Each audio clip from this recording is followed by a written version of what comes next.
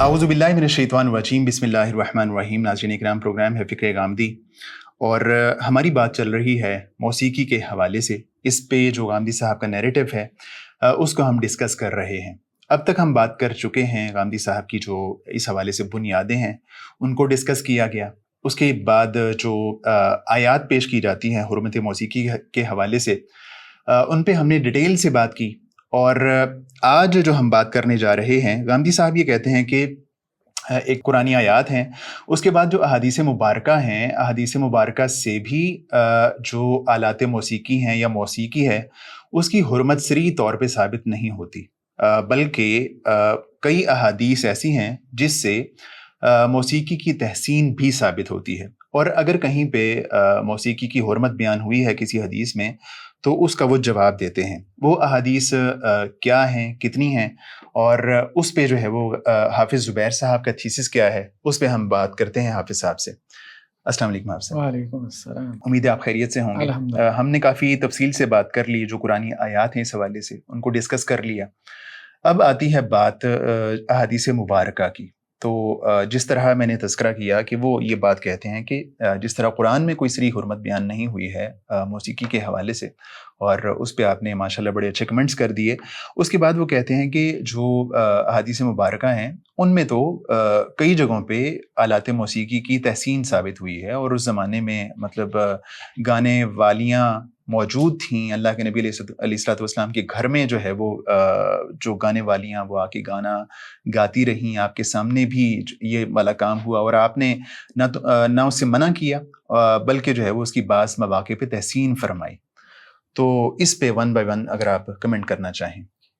बिस्मिल्लाहिर्रहमानिर्रहीम। देखिए, उसमें जो वो अहादीस लेके आए हैं, एक तो बुनियादी बात वो हमने पिछले एपिसोड्स में की है कि सौत में, ग़िना में और आला मौसीकी में क्या फ़र्क है। ठीक है, तो सौत को तो हम अलल इतलाक़ हराम नहीं कहते। ठीक है, वो तो एक आवाज़ है या हुस्न सौत है, उससे आप थोड़ा सा और आगे बढ़ जाएँ, आवाज़ को खूबसूरत बनाना है, नशीद है, नज़म है, हम्दो सना है, नात है। ठीक है, कोई हरज नहीं है उसमें। खूबसूरत आवाज़ में शायरी को गा लेना है, कोई हरज नहीं है उसमें। फिर ग़िना आ जाता है, फिर उसके बाद आला मौसीकी की बात आती है। तो इन सब चीज़ों को ज़रा सामने रखते हुए हम चीज़ों को अंडरस्टैंड करने की कोशिश करेंगे। सबसे पहले तो एक रवायत जो कि सही बुखारी की है कि अल्लाह के रसूल सल्लल्लाहु अलैहि वसल्लम ने कहा, उस रवायत का मफ़हूम यह है कि क़यामत से पहले लोग 4 चीज़ों को हलाल कर लेंगे। उनमें एक तो शराब का ज़िक्र है, दूसरा जो है वो रेशम का, हाँ रेशम का है, तीसरा ज़िना का है, और चौथा जो है वो सोने का तस्करा है। ठीक है, अब इस पे गामदी साहब ये कहते हैं, और ये हर जगह उनका यही मरकज़ी थीम है कि जी उमूमी बात हो रही है। ठीक है, यहाँ पे ख़ास मौसीकी की बात नहीं हो रही। यानी वो इस्तेमालात की बात है, इस्तेमाल की बात की तरफ यानी बात ले वो जाती है। रेशम जो है वो भी उसकी हुर्मत उमूमी नहीं है। जो है जो ज़िना है या रिलेशनशिप है उसकी हुर्मत भी जो है वो उमूमी नहीं है, जनरल नहीं है, बल्कि जो है वो शादी की सूरत में वो हलाल हो जाती है। जो शर्मगाह है वो आपके लिए हलाल है। असल में बात यह है ना कि एक बात तो यह है कि तर्जमा ठीक नहीं करते ना। जब तर्जमा ठीक नहीं करते, अब उसके बाद वो मफहूम निकाल लेते हैं जो वो चाहते हैं। ठीक है, अच्छा। अब यहाँ पे लफ्ज़ है हिर का, कि वो हिर को हा और रा, हिर को वो हलाल जो है वो समझ लेंगे या हलाल करार दे देंगे। अब हिर का माना इन्होंने किया शर्मगाह। ठीक है, तो इन्होंने कहा जी शर्मगाह तो जो है वो तो हराम नहीं है, बाज़ सूरतों में हराम है, बाज़ सूरतों में हलाल है। अब हिर का माना शर्मगाह नहीं होता। शर्मगाह के लिए जो कुरान की इस्तिलाह है वो फुरूज है, फ़र्ज की जमा फुरूज है। अच्छा अच्छा, कुरान ने कसरत से उसको इस्तेमाल किया। ठीक है, तो हिर क्या चीज़ है? हिर असल में बेसिकली कहती है उस शर्मगाह को जो हराम शर्मगाह है। ओके, आप बात समझ रहे हैं? अच्छा अच्छा। हिर जो है अब मतलब आप लुगत की किताबें उठा के देख ले। अच्छा, तो हिर जब इससे मुराद ही हराम शर्मगाह है तो वो इस्तेमाल की बात ही निकल गई, इस्तेमाल की बात ही निकल गई। तो इसलिए इसका माना जो बाज़ मुतरजमीन ने किया कि जिना को हलाल करार दे देंगे, तो वो बिल्कुल उन्होंने ठीक किया। हाँ सही है। तो वो हराम शर्मगाह को हलाल करार दे देंगे, ये नहीं है कि शर्मगाह को हलाल करार देंगे। ये तो माना ही नहीं बनता उसका। यानी उसका सही जो मीनिंग है वो जिना है, वो जिना है, यानी जो एक हराम चीज थी उसको हलाल कर। हाँ, तो हिर का माना अहले लुगत ने यही बयान किया कि उससे मुराद हराम शर्मगाह है कि जिससे मना किया गया, اس سے مراد شرمگاہ نہیں ہے، اس کے لیے تو فروج کا لفظ ہے، وہ قرآن کی علیحدہ سے اصطلاح ہے. تو اس لیے تو یہاں تو جو ہے وہ عمومی بات ہو ہی نہیں رہی، یہاں تو بات ہی ایک متعین گناہ کی ہو رہی ہے، اور وہ زنا کا گناہ ہے کہ بدکاری کو، زنا کو، اڈلٹری کو وہ حلال قرار دے رہے ہیں. ٹھیک ہے. دوسری بات آگئی شراب کی، تو شراب ویسی جو مطلق طور پہ حرام ہے، اس کو تو وہ بھی مان گئے، غامدی صاحب بھی مان گئے، لیکن یہ بات بنا لی انہوں نے یہاں پہ کہ جی وہ تو دوسرے دلائل سے حرام ہے. حالانکہ جو دوسرے دلائل ہے وہاں سے لوگوں نے کس طرح سے شراب کی اجازت نکالی ہوئی ہے تو ذرا متجددین کو دیکھیں، مطلب انہوں نے کیسی کیسی تفسیریں کر کے وہاں سے نکالی ہوئی. یعنی جو باقی 3 چیزیں ہیں ان میں تو آپ چلیں استعمال کی بات کر لیں، صحیح یا غلط استعمال کی، زنا کی تو پھر بھی نہیں بن. باقی 3 میں بھی کیوں کریں، اسی کی طرف ہم آ رہے ہیں. شراب کی بھی ہم نے کہا، ہیر کی بھی ہم نے کر دیا کہ یہاں پہ بھی استعمال کی بات ہے ہی نہیں، جب ہے ہی نہیں تو کیوں کریں بھائی. یعنی شراب تو حرام ہے، شراب بھی اور ہیر بھی صحیح ہے، ٹھیک ہے، بدکاری بھی. تیسری چیز اب چوتھی تو ویسی محلے باس ہے نا، معازف، وہ تو ویسی محلے نزاع ہے نا. ٹھیک ہے، ہم تو اس کو کہہ رہے ہیں کہ وہ بھی علی الاطلاق حرام ہے. ٹھیک ہے، باقی 3 چیزیں، باقی 3 چیزیں ہی رہ گئیں جن میں سے وہ 2 سے دلیل پکڑ رہے تھے. ایک کو تو ہم نے کلیئر کر دیا ہیر کا. اوکے. شراب میں تو وہ ویسی دلیل نہیں پکڑ سکتے. ہاں وہ تو عموماً ہی حرام. تیسری جو چیز باقی رہ گئی وہ ہے سونا. اب وہ کہتے ہیں کہ جی سونا جو ہے نا، یہ آپ کہاں سے کہہ رہے ہیں کہ جی مطلق طور پہ حرام ہے. دیکھیں بات یہ، ہاں یہ ایک پرسپیکٹو میں بات ہو رہی ہے. سنن ابی داؤد میں بھی روایت موجود ہے، اور بھی کئی مقامات پہ آپ کو ایسی روایتیں مل جاتی ہیں کہ آپ صلی اللہ علیہ وسلم نے صریح طور پہ یہ بات کہی کہ میں اپنی امت کے مردوں کے اوپر سونے کو حرام قرار دے رہا ہوں اور ریشم کو حرام قرار دے رہا ہوں. صریح طور پہ موجود ہے. ایک بات پہلے سے موجود ہے، لوگوں تک اس کی اطلاع پہنچ چکی ہے واضح طور پہ، لیکن مرد کا نا حرام کے لفظ کے ساتھ. ٹھیک ہے، تو جب یہ بات موجود ہے تو اب اس پرسپیکٹو میں بات ہو رہی ہے کہ وہ کیا کریں گے، یعنی وہ مردوں کے لیے حلال کر لیں گے. یہی بات ہو رہی ہے. جن کے اوپر حرام کیا ہے، جن کے اوپر پہلے حرام کیا ہے، ٹھیک ہے، انہی کے لیے حلال ہوگی نا. تو اس پرسپیکٹو میں بات ہو رہی ہے کہ وہ مرد کیا کریں گے، اپنے لیے اس کو حلال کراتے، وہ علی الاطلاق جو ہے اس کی بات ہو رہی ہے، وہاں استعمال کی بحث ہی نہیں ہے. مردوں کے لیے تو مطلق طور پہ حرام ہے. یہ تو نہیں کہ جی وہ انگوٹھی جو ہے وہ سونے کی پہن سکتا ہے اور گھڑی نہیں پہن سکتا یا لاکٹ نہیں پہن سکتا. تو پھر غامدی صاحب جو ہے یہاں سے گولڈ سے یا سونے سے استعمال کی بحث کس طرح نکالتے ہیں؟ وہ تو اصل میں پہلے تو عورتوں کو داخل کیا انہوں نے نا یہاں، کیوں عورتیں تو یہاں پہ شامل تھی ہی نہیں، یہ تو بحث ہی مردوں کی ہو رہی ہے. ان کے لیے تو وہ حلال ہیں، تو پھر جو ہے وہ تو اس بحث میں شامل ہی نہیں ہے. ہاں باقی 3 جگہوں پہ وہ شامل ہیں، چوتھی جگہ پہ کیوں نہیں ہے؟ وہ چوتھی جگہ پہ اس لیے نہیں ہے کہ ایک اور روایت آ گئی نا، ایک روایت دوسری روایت کی تفسیر کر رہی ہے کہ حرام کیا ہوا تھا. دیکھیں کچھ چیزیں مردوں کے لیے حرام ہوئی تھی اور کچھ چیزیں سب کے لیے حرام ہوئی تھی، یہ اطلاع پہنچ گئی تھی. اب اس کے بعد ایک بات ہو رہی ہے کہ لوگ اس کو کیا کریں گے، حلال کر لیں گے. تو ظاہری بات ہے جن کے لیے وہ حرام ہوئی تھی وہی اس کو حلال کریں گے نا. تو ایک چیز مردوں کے لیے حرام ہوئی تھی تو وہی اس کو حلال کریں گے، یہ معنی متعین ہے، اس میں عموم پیدا کرنے کی ضرورت ہی نہیں. تو بیسیکلی آیت میں مطلق طور پہ بات ہو رہی ہے، معازف کی بھی مطلق طور پہ بات ہو رہی ہے، زنا کی، اور مطلق طور پہ بات ہو رہی ہے شراب کی کہ لوگ حدیث کے اندر کہ یہ ان کو حلال قرار دے لیں گے. جس طرح باقی چیزیں جو ہے مطلق ہیں، تو وہ موسیقی بھی مطلق ہے کہ وہ آلات موسیقی کو جو ہے ان کو حلال کر لیں گے. جی، اس حدیث کے اندر ایک اور لفظ اہم ہے، وہ استحلال کا ہے. ٹھیک ہے، اب استحلال کا کیا مطلب ہے؟ وہ کہتے ہیں جی حرمت سری دکھائیں. اس سے زیادہ اور کیا حرمت سری ہوگی کہ وہ اس کو حلال کر لیں گے. بھائی جو پہلے حرام تھی اسی کو حلال کریں گے. ٹھیک ہے، تو یہ جو حدیث ہے یہ واضح طور پہ جو ہے وہ سری حرمت کے اوپر بھی دلالت کر رہی ہے. ان چاروں چیزوں، اس سے زیادہ سری حرمت کیا ہونی ہے؟ ہاں معازف جو ہے وہ ظاہری بات ہے وہ آلات موسیقی کو کہتے ہیں. اچھا دوسری روایت جو بہت معروف ہے، ہمارے اکثر ناظرین نے، سامعین نے وہ ان کی نظر سے گزری ہوگی کہ حضرت عبداللہ بن عمر رضی اللہ عنہ امام نافع کے ساتھ، جو کہ امام مالک کے جو ہے وہ اساتذہ میں سے بھی ہیں عبداللہ بن عمر کی جو ہے اس حدیث کو بہت زیادہ کوٹ کیا جاتا ہے، بہت زیادہ کوٹ کیا جاتا ہے، حالانکہ یہ موسیقی کی حرمت کی دلیل ہے، اور اس کو کس طرح سے وہ لوگ موسیقی کے جواز کی دلیل بناتے ہیں اس کو ہم دیکھتے ہیں، اور پھر ہم اس کو ذرا کھولتے بھی ہیں نا۔ اور انجینئر محمد علی مرزا صاحب نے بھی اس حدیث کو کوٹ کیا ہے اس کی علت کے لیے۔ یہی ہے کہ جب سوچ انسان کی جو ہے نا مطلب وہ ایک رخ پہ جو ہے وہ سوچنا شروع کر دے تو پھر ظاہری بات ہے وہ دوسری طرف کا سوچ ہی نہیں پاتا۔ حضرت عبداللہ بن عمر جو ہے وہ اپنے آزاد کردہ غلام جو ہے وہ نافع کے ساتھ جا رہے تھے، تو راستے میں انہوں نے بانسری کی آواز سنی اور انہوں نے اپنے کانوں میں انگلی دے دی۔ نہیں تو اس سے پہلے جو نبی کریم صلی اللہ علیہ وسلم کے اس حوالے سے معمول ہے، ہاں معمول ہے وہ یہ تھا کہ حضرت عبداللہ بن عمر اللہ کے رسول صلی اللہ علیہ وسلم کے ساتھ تھے، ٹھیک ہے، تو زیادہ تو اس کو کوٹ کیا جاتا ہے، زیادہ اس کو کوٹ کیا جاتا ہے۔ یہ دونوں طرح کی باتیں جو ہے وہ موجود ہیں۔ اچھا، اس میں غامدی صاحب کا کہنا یہ ہے کہ دیکھیں جی اللہ کے رسول صلی اللہ علیہ وسلم نے اس روایت میں یہ ہے کہ اپنی سواری کا رخ موڑ لیا جب بانسری کی آواز سنی اور اپنے کانوں میں انگلیاں دے دی، لیکن اگر یہ حرام ہوتی موسیقی تو حضرت عبداللہ بن عمر کو کیوں نہیں کہا؟ ہاں ان کو بھی کہتے کہ جو ہے نہ سنو یا انگلیاں دو کانوں میں۔ اچھا، اگر یہ آواز حرام تھی تو ان کے لیے بھی حرام تھی اس کا سننا۔ اب سوال یہ ہے کہ یہ کہاں سے ثابت ہوا کہ آپ صلی اللہ علیہ وسلم نے حضرت عبداللہ بن عمر کو نہیں کہا،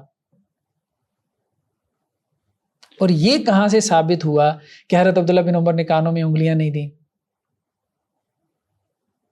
روایت میں کوئی ذکر نہیں۔ غامدی صاحب نے تو یہ بھی تذکرہ کیا ہے کہ انہوں نے کہا کہ اس کو سنو اور مجھے بتا دینا جب وہ آواز ختم ہو جائے، میں بھی اس بات کا بھی تذکرہ نہیں، وہ بات بنا لینا ایک علیحدہ بات ہے، نص میں یا ٹیکسٹ میں کیا موجود ہے وہ ایک علیحدہ بات ہے، اس کی طرف ہم آتے ہیں۔ اچھا، اب سوال یہ پیدا ہوتا ہے کہ حضرت عبداللہ بن عمر اللہ کے رسول صلی اللہ علیہ وسلم کے ساتھ تھے اور آپ یہ کلیم کر رہے ہیں کہ انہوں نے کانوں میں انگلیاں نہیں دی۔ اچھا، آخر میں اصل میں روایت میں یہ آتا ہے کہ اللہ کے رسول صلی اللہ علیہ وسلم نے یہ کہا کہ آواز آ رہی ہے کہ نہیں آ رہی۔ ہاں، تو اس سے وہ استدلال کرتے ہیں نا۔ جی، اچھا، اس سے یہ کیسے ثابت ہوتا ہے کہ انہوں نے انگلیاں نہیں دی ہوئی تھیں؟ میں اب آپ کو ایک پکچر آپ کے سامنے پیش کرتا ہوں، ٹھیک ہے؟ جب آپ نے زن سے ہی کام لینا ہے تو ایسے زن اور تخمین سے کام لیں کہ روایت اس کو سپورٹ کرتی ہو۔ ہم اس کی طرف جاتے ہیں کہ روایت ہمارے زن کو سپورٹ کر رہی ہے اور ان کے زن کو سپورٹ نہیں کر رہی۔ میں یہ کہتا ہوں کہ اللہ کے رسول صلی اللہ علیہ وسلم کے کانوں میں بانسری کی آواز پڑی، آپ نے کانوں میں انگلیاں دے دی۔ حضرت عبداللہ بن عمر چونکہ آپ صلی اللہ علیہ وسلم کے شدید درجے میں متبع تھے تو انہوں نے بھی اپنے کانوں میں انگلیاں دے دی۔ آپ صلی اللہ علیہ وسلم نے سواری کا رخ بھی موڑ لیا، ٹھیک ہے؟ تھوڑا آگے چلے گئے تو آپ صلی اللہ علیہ وسلم نے حضرت عبداللہ بن عمر سے کہا کہ بانسری کی آواز آ رہی ہے، تو انہوں نے کانوں سے انگلیاں نکالی اور پھر سن کے بتایا کہ آ رہی ہے کہ نہیں آ رہی۔ یہ الفاظ ہیں روایت میں؟ یہ الفاظ نہیں ہیں، تو جو وہ کہہ رہے ہیں وہ ہیں۔ میں تو یہ پوچھ رہا ہوں نا، جو وہ کہہ رہے ہیں وہ ہیں۔ اچھا دیکھیں نا، جو وہ یہ کہہ رہے ہیں کہ جی انہوں نے انگلیاں نہیں دی اور وہ سنتے رہے، یہ روایت کے الفاظ ہیں صرف اس نقطے کے اوپر، تو آپ یہ نکال رہے ہیں کہ نہیں وہ سنی جا رہے تھے۔ اچھا، اس کی سپورٹ کہاں سے ہوتی ہے؟ جو ہم معنی بیان کریں، اس کی سپورٹ کہاں سے ہوتی ہے؟ اس کی سپورٹ اس سے ہو رہی ہے کہ جب اکیلے میں تھے عبداللہ بن عمر اللہ کے رسول صلی اللہ علیہ وسلم کے علاوہ، تو انہوں نے کانوں میں انگلیاں دی کہ نہیں دی؟ ہاں، جب نافع کے ساتھ تھے تو دی ہے نا، یہ واضح طور پہ ٹیکسٹ میں۔ وہ تو پھر وہ کہتے ہیں نا کہ وہ بہت زیادہ متبع تھے، تو اسی اتباع میں انہوں نے اب سوال یہ پیدا ہوا کہ اگر وہ اتنے متبع تھے کہ اللہ کے رسول صلی اللہ علیہ وسلم کی غیر موجودگی میں کانوں میں انگلیاں دے رہے ہیں، تو آپ صلی اللہ علیہ وسلم کے ساتھ انہوں نے اپنی کانوں میں انگلیاں نہیں دی ہوں گی؟ زبردست، مطلب آپ ان کو حد درجے متبع بتلا رہے ہیں، تو آپ یہ کہہ رہے ہیں کہ رسول اللہ صلی اللہ علیہ وسلم کی موجودگی میں ان کی اتباع کمپرومائز ہو سکتی تھی، آپ صلی اللہ علیہ وسلم کی غیر موجودگی میں نہیں ہو سکتی تھی۔ یہ ایک عجیب بات ہے، یعنی آپ صلی اللہ علیہ وسلم کو دیکھتے ہوئے وہ اتباع نہیں کر رہے، لیکن جب آپ نہیں ہیں تو وہ اتباع کر رہے ہیں۔ زبردست۔ تو اس لیے اصل میں یہ معنی جو یہ کرتے ہیں یہ بہت ہی کمزور ہے۔ صحیح معنی یہی معلوم ہوتا ہے کہ انہوں نے جب اکیلے میں انگلیاں دی ہیں تو غالب گمان یہی ہے کہ اللہ کے رسول صلی اللہ علیہ وسلم کے ساتھ انہوں نے بھی اپنے کانوں میں انگلیاں دی، اور بلکہ حضرت عبداللہ بن عمر کے ساتھ امام نافع نے بھی دی۔ وہ یہاں پہ بھی وہ یہی بات پیدا کر لیتے ہیں نا کہ جی امام نافع نے جو ہے وہ پھر کیوں نہیں انگلیاں دی؟ وہ بھائی ہے ہی نہیں، ذکر ہی نہیں ہے کہ انہوں نے نہیں دی۔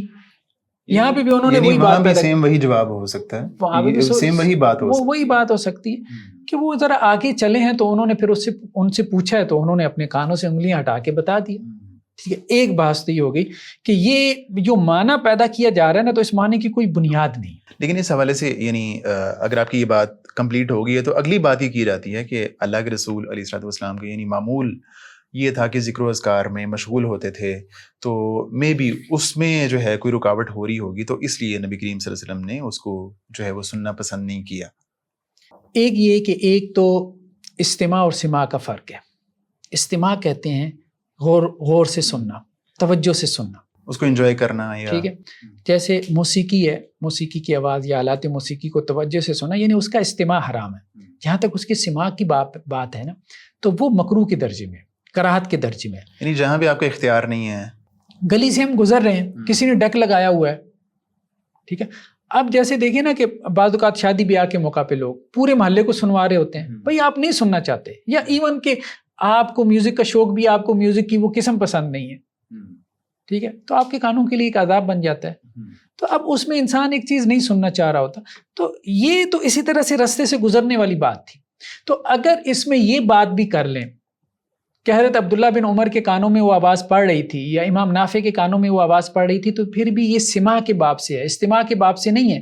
وہ کان لگا کے اس کو نہیں سن رہے تھے، رستے میں سے کسی راہگیر کے گزرتے ہوئے، جیسے آپ کسی سڑک سے گزر رہے ہیں، آپ کسی پبلک ٹرانسپورٹ میں بیٹھے ہیں تو کسی نے جو ہے وہ ڈرائیور نے گانے چلا دیے ہیں، آپ کسی جو ہے وہ مجلس میں گئے ہیں، شادی بیاہ کی مجلس پہ، وہاں گانے لگے ہیں، آپ کا کوئی اختیار نہیں ہے، ٹھیک ہے، تو آپ کے کانوں میں آواز پڑ رہی ہے. آپ ہوٹل میں گئے ہیں، کھانا کھانے کے لیے گئے ہیں، اس نے پیچھے سے بیک گراؤنڈ کو میوزک چلایا ہوا ہے، آپ کے کہنے کے باوجود بند نہیں کر رہا، تو یہ اب سماع کا باب ہے. آپ اپنے کام میں مشغول ہوتے ہیں، نہ آپ اس کو انجوائے کر رہے ہیں، نہ آپ اس کی طرف توجہ دے رہے ہیں، ٹھیک ہے، تو یہ سماع کا باب ہے. سماع کا جو باب ہے نا یہ مکروہات میں سے ہے. مکروہ کہتے ہیں کہ اس کو ڈسکریج کیا گیا، یعنی اس کے مکروہ کے ارتکاب پہ گناہ نہیں ہوتا، اس کے ارتکاب پہ گناہ نہیں ہوتا، یعنی اس کی ٹیکنیکل ڈیفینیشن یہ ہوتی ہے مکروہ کی کہ اس کے ارتکاب پہ گناہ نہیں ہے. ہاں اگر آپ اس کو ترک کر دیں گے تو ثواب ہے.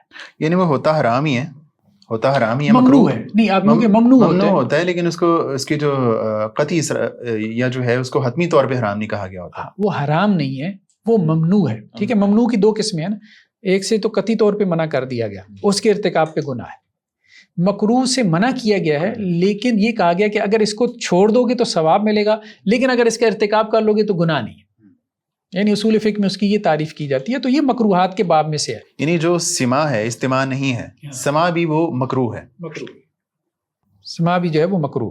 اچھا، ایک غامدی صاحب نے ایک عجیب جو ہے نا وہ اعتراض کیا. انہوں نے کہا جی دیکھیں بات یہ ہے کہ اللہ کے رسول صلی اللہ علیہ وسلم نے اگر یہ منکر تھا بانسری بجانا تو آپ صلی اللہ علیہ وسلم نے چرواہے کو روکا کیوں نہیں؟ یا آپ صلی اللہ علیہ وسلم نے بعد میں یہ حکم کیوں نہیں دیا کہ آئندہ کوئی چرواہا جو ہے وہ بانسری نہیں بجائے گا؟ اس کو ہم مختلف اینگل سے ڈسکس کرتے ہیں. ایک بات تو یہ ہے کہ اللہ کے رسول صلی اللہ علیہ وسلم ایک راستے سے گزر رہے ہیں، ٹھیک ہے، آواز دور کہیں سے آ رہی ہے بانسری کی، ٹھیک ہے، تکلف کر کے اس کے پاس جانا، ٹھیک ہے. اور بہت دفعہ یہ بھی ہوتا ہے کہ بعض اوقات آپ کسی منکر کو نظر انداز کر دیتے ہیں. کیونکہ اس کو روکنے کا یہ مناسب وقت نہیں ہوتا. اللہ کے رسول صلی اللہ علیہ وسلم کی جو آپ کہیں کہ جی ہمیں بارے میں ملتا ہے کہ بہت سارے منکرات کو آپ نے نظر انداز کیا کسی مصلحت کے پیش نظر. ٹھیک ہے، بعض اوقات اللہ کی طرف سے تصحیح بھی آ جاتی تھی، عفا اللہ عنک لما اذنت لہم، اے نبی صلی اللہ علیہ وسلم آپ نے ان منافقین کو کیوں اجازت دے دی؟ غزوہ تبوک کے موقع پہ آپ صلی اللہ علیہ وسلم کے پاس آتے تھے، بہانے مارتے تھے، آپ اجازت دے دیتے تھے. آپ کو پتہ تھا کہ یہ منافق ہیں، منکر میں پڑے ہیں، لیکن آپ صلی اللہ علیہ وسلم نے سختی نہیں کی. ٹھیک ہے، تو یہ چیزیں ہمیں مل جاتی ہیں. اچھا، آپ کو اپنی ایک مثال سناتا ہوں، خیر وہ اس سے اب ریلیٹڈ ہے کتنی کی نہیں، لیکن اس سے بات کو سمجھنے میں، یعنی یہ نہیں انل منکر کی بات بھی بہت گہری ہے، اتنی سیدھی نہیں ہے. اس میں بہت اچھی کتاب ہے، جلال الدین عمری، یہ ہندوستان کے ایک عالم ہے، معروف اور منکر. میں اسلام آباد سے سوار ہوا، ایک پبلک ٹرانسپورٹ تھی، تو اس نے نا جیسے عام طور پہ پبلک ٹرانسپورٹ پہ اونچی آواز سے گانے لگائے ہوتے ہیں، تو میں اس کے پاس چلا گیا، ڈرائیور کے پاس. میں نے کہا یار یہ گانے بند کر دو آپ. تو وہ مجھے کہنے لگا کہ میں نا کافی دیر سے سویا نہیں ہوں، تو یہ موسیقی چل رہی ہے تو میں اس کو انجوائے کر رہا ہوں، میں جاگ رہا ہوں. اچھا مولوی صاحب تمہارے کہنے سے میں بند تو کر دوں گا، مجھے نیند کا آ گیا جھٹکا، تو یہ سب اللہ کے پاس پہنچ جائیں گے. ٹھیک ہے, تم بھی اور یہ ساری بس بھی, ٹھیک ہے. تو اصل میں یہ مجھے جگا رہی ہے, یہ میری ایڈکشن ہے. اچھا, جب اس نے یہ بات کہی تو اب مجھے کہتا ہے کہ اب مجھے بتاؤ, تو میں وہاں خاموش ہو گیا. اب میں اسے کیا کہتا کہ اس کو بند کر دو اور ہمیں اللہ کے پاس پہنچا دو. میں واپس آ کے سیٹ پہ بیٹھ گیا. میں نے اسے بس صرف اتنی بات کی کہ اس کو تھوڑا سا والیوم کو لو کر دو, ٹھیک ہے, کہ تمہیں آواز آتی رہے, باقی لوگوں کو کیوں ڈسٹرب کر رہے. خیر بہرحال اب کہنے کا مقصد یہ ہے کہ ہر وقت جو ہے نا نہی عن المنکر ضروری نہیں ہوتا کہ آپ اس کو کریں, کیونکہ بعض اوقات اس کے جو نتائج اور ریزلٹس ہیں نا وہ نہیں ہوتے جو آپ چاہ رہے ہوتے ہیں. تو اس لیے بعض اوقات آپ اس کو اوائڈ کر دیتے ہیں. یعنی بڑے شر سے بچنے کے لیے آپ چھوٹا شر برداشت کر لیں. ہاں, تو غامدی صاحب نے ایک یہاں پہ اعتراض یہ پیدا کیا کہ جی اس کے بعد آپ صلی اللہ علیہ وسلم نے یہ ایک آرڈر کیوں نہیں جاری کیا کہ جی آئندہ کوئی چرواہا بانسری نہ بجائے. ہم دیکھیں بات یہ ہے کہ اس قسم کی جو دلیلیں بیان کی جاتی ہیں نا, پھر ان کا جواب بھی اسی قسم کی الزامی دلائل ہوتے ہیں. ٹھیک, غامدی صاحب کہتے ہیں کہ جی آپ صلی اللہ علیہ وسلم نے یہ آرڈر نہیں جاری کیا کہ کوئی چرواہا بانسری نہ بجائے. ہم یہ کہتے ہیں کہ جاری کی ہے. ہم یہ کہتے ہیں کہ جاری کی ہے. صحیح. وہ کہیں گے کہ جی کہاں پر ہے, تو ہم کہیں گے کہ یہ کہاں پر ہے کہ نہیں کیا. ہاں, تو کہنے کا مقصد یہ ہے کہ اس قسم کی باتیں جو ہے نا وہ اس کو استدلال کی بنیاد بنانا. اچھا, پھر ایک اور بحث لے آئے کہ جی پھر بانسری کی ممانعت کا ذکر کیوں نہیں ہے حدیثوں میں. اچھا, یہ تو آپ کے خلاف دلیل بنتی ہے. بانسری وہاں پہ بج رہی ہے, بانسری وہاں پہ بج رہی ہے. آپ یہ بھی کہہ رہے ہیں کہ جی اور بھی آلات موسیقی ہیں, ٹھیک ہے, وہ سارے وہاں پہ موجود ہیں. حدیثیں جتنی آپ کو مل رہی ہیں جواز کی, ان میں کس کا ذکر ہے؟ دف کا. تو باقی آلات موسیقی کہاں گئے؟ اگر وہ وہاں سوسائٹی میں تھے, اور کیا تھے یہ بھی سوال یہ ہے. وہ تو کہہ رہے ہیں نا کہ تھے, خود مانتے ہیں تھے. اگر وہ تھے تو ان کا ذکر کیوں نہیں آ رہا دف کے علاوہ؟ یعنی آپ ایک حدیث لائے, دوسری لائے, تیسری لائے, چوتھی لائے, پانچویں لائے, چھٹی لائے, ساتویں لائے, ہیں جی 26 حدیثیں آپ لے آئے, دف ہی مل رہے ہیں آپ کو ہر جگہ, باقی کیوں نہیں مل رہے؟ نہیں تو وہ جو روایات ہیں میں بھی آگے آئے گی کہ جو ہے کہا گیا کہ آپ نے جو ہے وہ ساتھ گانے والیاں کیوں نہ بھیجیں, تو گانے والیاں اس میں مطلب دف میں باقی چیزیں شامل نہیں ہوں گی. دیکھیں نا, دف کے علاوہ کہاں سے آپ دکھائیں گے؟ گانے والیاں وہ چھوڑیں, اس پہ ہم علیحدہ بحث کرتے ہیں گانے والی سے کیا مراد ہے. لیکن اعلی موسیقی میں سوائے دف کے آپ کو کیا ملا؟ وہ ایک اور روایت وہ لے کے, اس میں تھالی مل گئی. ان کو کیا ملی؟ تھالی. ٹھیک ہے, کہ تھالی بجا رہی تھی. تو کہنے کا مقصد یہ ہے کہ اگر وہ آلات موجود تھے تو اس کا مطلب ہے کہ وہ نہیں بجائے جا رہے تھے. اگر وہ بجائے جا رہے تھے تو وہ حدیثوں میں آپ کو ملتے. جب دف کا ذکر مل رہا ہے تو اس کے ساتھ اور آلات کا نہیں مل رہا, تو اس کا مطلب یہ ہے کہ وہ نہیں بجائے جا رہے تھے. تو اس کا مطلب یہ ہے کہ ان کی ممانعت کی حدیثیں تھیں. یعنی زمانہ رسالت میں جو میوزیکل انسٹرومنٹس تھے وہ موجود تھے, لیکن احادیث مبارکہ جن سے غامدی صاحب خود بھی استدلال کرتے ہیں, کسی میں بھی دف یا تھالی کے علاوہ. اب دیکھیں نا, یہ بانسری والا مسئلہ لے لیں, موجود تھی. ٹھیک ہے, صرف ایک ہی روایت ملتی ہے کہ آپ صلی اللہ علیہ وسلم نے کانوں میں انگلیاں دے دی. اس کے علاوہ کسی روایت میں ملتا ہے کہ بجائی گئی؟ تو اس کا کیا مطلب ہے کہ ممانعت تھی تبھی تو نہیں بجائی جا رہی تھی. اب آپ کہتے ہیں جی لفظوں میں دکھائیں, تو لفظوں میں ہم معازف والی حدیث تو دکھا دیے کہ آپ صلی اللہ علیہ وسلم نے کہا کہ معازف کو حلال قرار دے لیں گے, اور لفظوں میں کیا دکھائیں؟ ہمارے پاس تو لفظ بھی موجود ہیں, آپ کے پاس کچھ نہیں ہے سوائے ظن و تخمین کے. صحیح ہے, ٹھیک ہے. اچھا, اس کے بعد ایک روایت جس کا تذکرہ ہمیں ملتا ہے, جیسے وہ صحیح مسلم میں بھی ہے, کہ جرس جو ہے نا, جرس کے لفظ آتے ہیں, یہ شیطان کا ساز ہے, شیطان کا باج ہے, گھنٹی. اب غامدی صاحب کہتے ہیں جی دیکھیں آپ کے یہاں گھنٹی کون سی حرام ہے؟ آپ کے یہاں کون سی گھنٹی حرام ہے؟ ٹھیک ہے, وہ ہمارے یہاں اسکول میں بھی, بلکہ بعض مدارس میں بھی, جب ایک پیریڈ سے دوسرا پیریڈ, ایک حصہ سے دوسرے حصہ میں آپ جاتے ہیں تو وہ گھنٹی بجتی ہے, ٹن. ٹھیک ہے, اسی طرح سے ہم آج کل تو جسے ڈور بیل کہتے ہیں, ہر گھر کے باہر جو ہے وہ گھنٹی لگی ہوئی ہے. ٹھیک ہے, اسی طرح سے آپ کہیں کہ جی ہمارے موبائل فونز ہیں ان میں گھنٹی ہیں. تو اب غامدی صاحب کہتے ہیں کہ اصل میں مراد یہ تھی, یہاں لوگوں نے اس سے مراد گھنٹی لے لی اور کہا کہ جی یہ بھی ایک مزمار ہے، ایک آلہ موسیقی ہے۔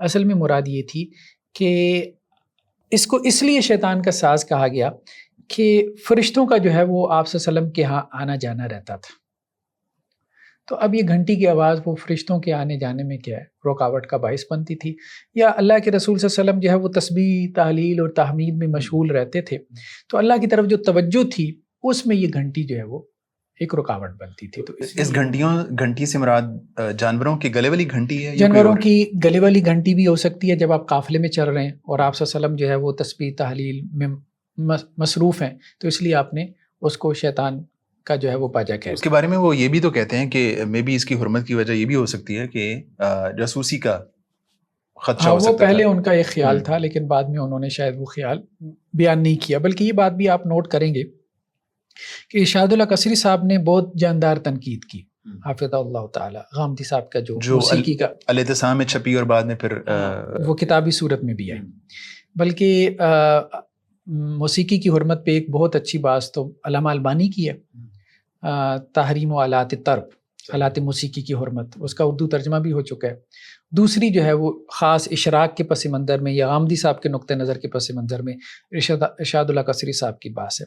تو غامدی صاحب نے اپنے آپ کو بہت اپڈیٹ کیا، بہت انہوں نے بلنڈرز کی ہوئی تھے شروع میں اپنی باتوں میں، تو وہ انہوں نے اپڈیٹ کیا اور وہ چپکے سے وہ غلطیاں نکال دی، ٹھیک ہے، یعنی جن پہ تنقید کی ارشاد اللہ قصری صاحب نے، وہ کافی بلنڈرز انہوں نے اس میں سے نکالے ہیں، تو وہ اپنا موقف اپڈیٹ کرتے رہتے ہیں، باقی یہ کہ بتاتے نہیں ہیں اور ان کے سامعین یہی سمجھتے ہیں کہ شاید ان کا شروع سے یہی موقف ہے۔ لیکن اب مسئلہ تو یہ ہے نا کہ جو چلیں غامدی صاحب نے جو ان کی ریکارڈنگ ہے اس میں سے تو وہ چیزیں نکال دی، لیکن جو ان کا اشراق ہے غالباً 2004 کا جس میں ان کا ڈیٹیل سے موقف چھپا ہے، تو وہاں پہ تو وہ ساری چیزیں موجود ہیں۔ دیکھیں نا، بعد میں لکھنے میں بھی میزان کے بھی تو ایڈیشن اپڈیٹ ہوتے رہتے ہیں نا، وہ چیزیں بھی اپڈیٹ ہوتی رہتی ہیں، لیکن بہرحال ابھی ہم اس روایت کو سمجھنے کی کوشش کرتے ہیں۔ ایک تو غامدی صاحب نے توجیہ بیان کی، انہوں نے کہا کہ جی یہ جو سنن ترمذی کی روایت ہے کہ جس قافلے میں کتا یا گھنٹی ہو تو فرشتے اس کے ساتھ نہیں ہوتے، تو اس سے مراد یہی ہے کہ کتا اور گھنٹی جو ہے وہ فرشتوں کے آنے میں رکاوٹ بنتی ہے، ٹھیک ہے، یا پھر یہ ہے کہ جی گھنٹی شیطان کا ساز ہے، یا یہ بھی کہا گیا کہ جس گھر میں گھنٹی ہو تو اس میں جو ہے وہ فرشتے نہیں آتے، ٹھیک ہے، تو اس سے مراد بھی وہی ہے کہ جی تسبیح و تحلیل میں یہ گھنٹی رکاوٹ بنتی ہے یا فرشتوں کے آنے جانے میں رکاوٹ بنتی ہے۔ دیکھیں یہ ایک توجیہ ہے، لیکن اصل میں جب ہم اس قسم کی روایتوں کو سامنے رکھتے ہیں تو ہمیں یہ بات ملتی ہے کہ یہاں جرس سے مراد ایک خاص قسم کی جرس ہے جسے جلجل کہتے ہیں۔ اہل لغت کے ہاں آپ دیکھیں جرس کو جب ڈیفائن کیا جاتا ہے تو کہا جاتا ہے کہ ایک جرس صغیر ہے، چھوٹی جرس، اس کا نام جلجل ملتا ہے۔ یہ جلجل کا ترجمہ ہم اردو میں گھنگرو کرتے ہیں۔ اچھا، سنن ابی داؤد کی روایت ہے کہ ایک لونڈی جو ہے نا وہ ام المومنین حضرت عائشہ کے پاس آئی اور اس کے پاؤں میں جلجل تھی، گھنگرو تھا، تو انہوں نے کہا بھئی اس کے گھنگرو کاٹے بغیر اس کو میرے پاس نہ لے کے آنا، ٹھیک ہے، اور ساتھ میں تبصرہ کیا کیا کہ جس گھر میں گھنٹی ہو فرشتہ اس میں داخل نہیں ہوتا۔ اب یہ اس روایت کا پس منظر ہے کہ ایک لونڈی کے پاؤں میں گھنگرو ہے اور ام المومنین کہہ رہے ہیں کہ میرے گھر میں یہ داخل نہ ہو، ٹھیک ہے، کیونکہ اس کے پاؤں میں گھنگرو ہے، کیونکہ اللہ کے رسول صلی اللہ علیہ وسلم کا فرمان کیا ہے کہ جس گھر میں گھنٹی ہو اس میں فرشتہ داخل نہیں ہوتا، تو اس گھنٹی سے کیا مراد ہے؟ جرس سے مراد جرس صغیر یعنی جلجل یعنی گھنگرو۔ اسی طرح ابو داؤد کی ایک اور روایت ہے کہ حضرت عمر رضی اللہ عنہ نے ایک لونڈی کے جلجل کاٹ دیے تھے، یعنی لونڈیاں جیسے آج کل ہمارے ہاں ایک خاص وقت تھا طوائف وغیرہ کوٹھوں پہ ناچتی تھیں تو وہ پاؤں میں گھنگرو باندھ کے ناچتی تھیں، ٹھیک ہے، رقاصائیں ہوتی تھیں لوگوں کو خوش کرنے کے لیے، ٹھیک ہے، باقاعدہ ایک پیشہ تھا ہمارے یہاں، وہ پیشہ ور مغنیہ ہوتی تھی۔ یہ بیسیکلی وہ پس منظر ہے، اس وقت بھی اس کلچر میں بھی یہ چیزیں جو ہے وہ موجود تھی، تو اس لیے اس کو پسند نہیں کیا گیا کہ عورت اپنے پاؤں میں جو ہے وہ گھنگرو پہنے۔ ٹھیک ہے، حفصہ مطلب ایک سوال یہاں پہ ایک یہ پیدا ہوتا ہے، یعنی جس طرح آپ نے تذکرہ کیا کہ جو حرمت ہے موسیقی کی وہ ایک خاص فریکوینسی سے نکلنے والی آواز کی ہے، تو ظاہر جو گھنگرو ہے اگر ایک خاتون وہ پہن کے چل رہی ہے تو وہ ایک خاص فریکوینسی سے تو آواز میں بھی نہیں نکلے گی نا، جسٹ جو ہے وہ اس کی آواز ہوگی اس کی موسیقی کی طرز کی، لیکن وہ اس خاص جو ہے فریکوینسی کے ساتھ نہیں نکلے گی، تو پھر اس کی حرمت کس طرح بیان ہو سکتی ہے؟ دیکھیں یہ بات ہمارے ہاں جو ہے نا قرآن کی یہ جو آیت ہے نا وَلَا يَضْرِبْنَ بِأَرْجُلِهِنَّ لِيُعْلَمَ مَا يُخْفِينَ مِنْ زِينَتِهِنَّ، کہ وہ عورتیں جو ہے سورہ نور میں یہ آیت ہے کہ اپنے پاؤں زمین پہ مار کے نہ چلیں جس سے ان کی مخفی زینت ظاہر ہو جائے. اس سے مراد پازیب لی گئی ہے. اب پازیب میں تو وہ گھنگرو بالکل بہت چھوٹا ہو جاتا ہے. تو اب ایسی آواز کہ جس آواز کی وجہ سے یعنی عورت نے ایک زیور پہنا ہے, اس زیور کی چھن چھن کی آواز ہے, ٹھیک ہے, وہ چھن چھن کی آواز موسیقی کی آواز نہیں ہے, لیکن وہ مردوں کو چونکہ متوجہ کرنے کا سبب اور باعث بنتی ہے, تو اب یہاں حرمت کا سبب کچھ اور ہوگا. یعنی ہر جگہ حرمت کا سبب ایک نہیں ہو سکتا, ٹھیک ہے. تو یہاں پہ یہ جو سنن ابی داؤد کی روایت ہے کہ حضرت عمر رضی اللہ عنہ نے ایک لونڈی کے جلجل جو گھنگرو کاٹے تھے, تو ساتھ میں کیا کہا تھا کہ ہر گھنٹی کے ساتھ شیطان ہوتا ہے. یعنی یہ وہ گھنٹی ہے جس کے ساتھ شیطان ہے. جو ناچنے گانے والی ہیں, جو عورتیں ہیں جو اپنے پاؤں میں گھنگرو پہن رہی ہیں, تو وہ گھنگرو جو ہے آپ یوں کہیں گے کہ اس کی حرمت وہ ہمیں چونکہ صریح نص سے مل گئی ہے تو اب وہ حرام ہے. تو یہ روایت صحیح ہے؟ ہاں یہ ہاں بالکل بالکل. تو غامدی صاحب نے جن حدیث کا تذکرہ کیا ہے اس میں اس روایت کو موضوع بحث بنایا یا نہیں؟ میں نے اس حوالے سے ان سے کوئی بات سنی نہیں ہے, میں نے نہیں سنی اس حوالے سے. اسی طرح وہ تو یہ کہتے ہیں نا کہ وہ 26 احادیث ہیں میں بھی حسن یا صحیح درجے کی, تو اس کو انہوں نے مطلب تفصیل سے. اسی طرح ایک سنن نسائی کی واضح روایت ہے کہ جس قافلے کے ساتھ جلجل ہو تو اس کے ساتھ فرشتے نہیں ہوتے. تو گویا جرس کی وضاحت جلجل کے ساتھ کی گئی ہے. دیکھیں جرس کی ایک صورت ہے کہ وہ اعلی اطلاع ہے, جیسے ہمارے یہاں الارم ہوتا ہے, جیسے منبہ کہتے ہیں, ٹھیک ہے, تنبیہ کے لیے. تو اب اگر کوئی گھنٹی متنبہ کرنے کے لیے, جیسے یہ وال کلاک کی گھنٹی ہے, یا ہمارے ہاں جو یہ ٹائم پیس ہوتے ہیں گھروں میں, ہم اس کی گھنٹی لگا لیتے ہیں وقت پہ آپ بیدار ہو جائیں, ٹھیک ہے. موبائل میں آپ کی گھنٹی لگی ہوئی ہے یا ڈور بیل ہے, تو یہ سب اعلی اطلاع ہے. تو جب تک یہ اعلی اطلاع ہیں تو اس کی آواز تو آپ کے کانوں کو پھاڑتی ہے نا, ٹھیک ہے, وہ موسیقیت تو پیدا نہیں کرتی, وہ تو بیسیکلی آپ کو جھنجھوڑنے کے لیے, بیدار کرنے کے لیے.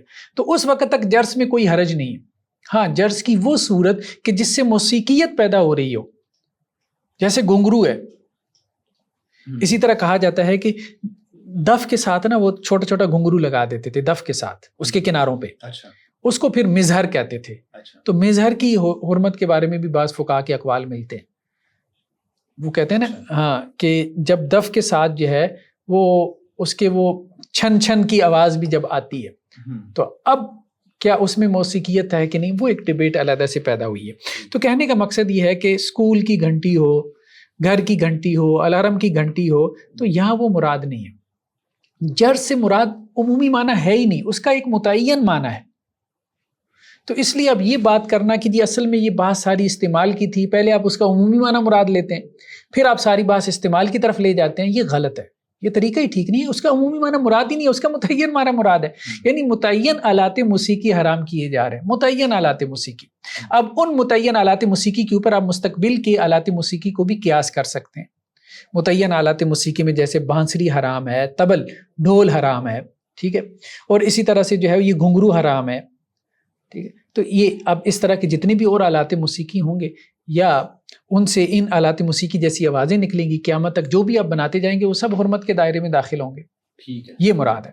اس کے بعد حافظ صاحب ایک اور روایت پیش کی جاتی ہے, وہ نبی کریم صلی اللہ علیہ وسلم کا جو بچپن کا ایک واقعہ ہے کہ آپ بکریاں چرا رہے تھے اور ساتھی سے کہا کہ تم آج رات بکریاں چراؤ اور میں جاتا ہوں اور جو مکہ کے مضافات ہیں, گاؤں ہیں, وہاں پہ جا کے جو ایک کوئی محفل ہے اس میں شریک ہوتا ہوں. تو اس کو بھی جو ہے موضوع بحث بنا کے اس سے غامدی صاحب نے استدلال کیا ہے, بلکہ اس سے یہ استدلال کیا ہے کہ اللہ کے رسول علیہ الصلوۃ والسلام جب گئے تو جو ہے اس گاؤں سے پہلے ہی جو ہے گانے کی آواز آ رہی تھی, تو آپ علیہ الصلوۃ والسلام اس کو سننے کے لیے بیٹھے اور وہیں پہ سو گئے.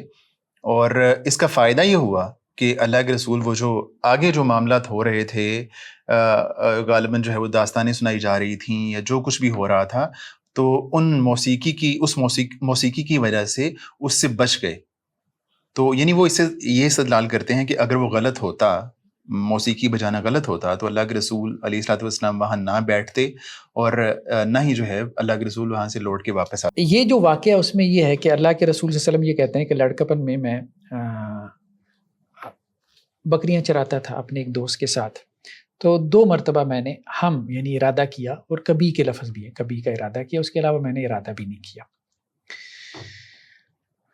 2 مرتبہ کس کا ارادہ کیا تھا؟ غامدی صاحب اس کی تشریح اس طرح سے کرتے ہیں، یہ ان کی اپنی تشریح ہے، ٹیکسٹ میں نہیں ہے، اچھا، کہ آپ صلی اللہ علیہ وسلم نے ایک محفل شبینہ کا ارادہ کیا تھا جس میں کوئی قصہ گو آتے تھے، ٹھیک ہے، لیکن آپ صلی اللہ علیہ وسلم اس محفل تک نہیں پہنچ پائے۔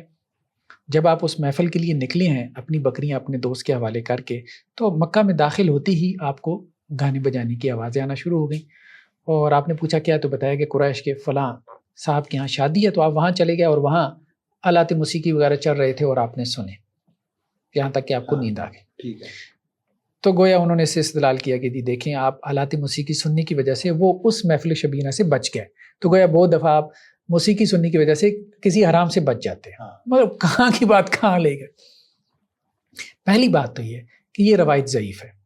اچھی روایت ضعیف ہے، روایت ہی ضعیف ہے، سیدھی سی بات ہے، علامہ البانی وغیرہ محدثین کے اس پہ حکم دیکھ لیں۔